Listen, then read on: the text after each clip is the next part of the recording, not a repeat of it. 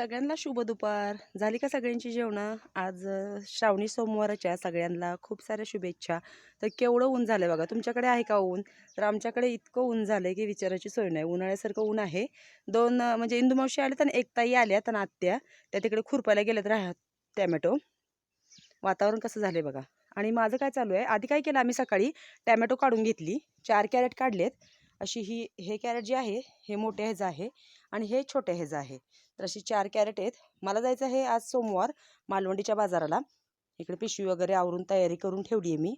आणि तिकडे शेळ्यांना काय केलं, बुसकट दिलं खायला, पाणी वगैरे भरून ठेवल्यानंतर आता हे जरा बाहेर गेलेत, आले की त्यांना शेवरी वगैरे आणतील.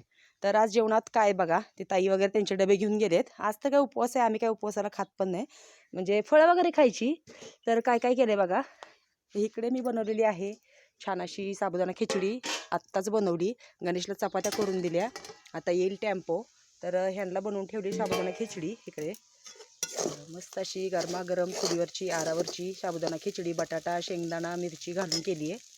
आणि इकडे मिरच्या अशा छान मीठ घालून तळून ठेवल्यात.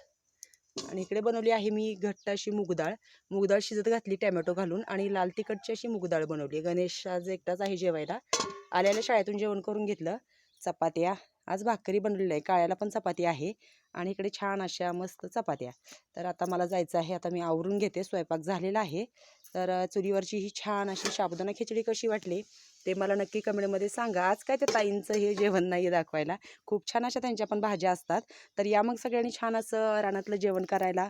मी आता उरकते आणि टेम्पो येईलच आता, म्हणजे मला जायचं आहे आज मालवणीच्या बाजारात. तर भेटूया पुढच्या एका छान व्हिडिओमध्ये.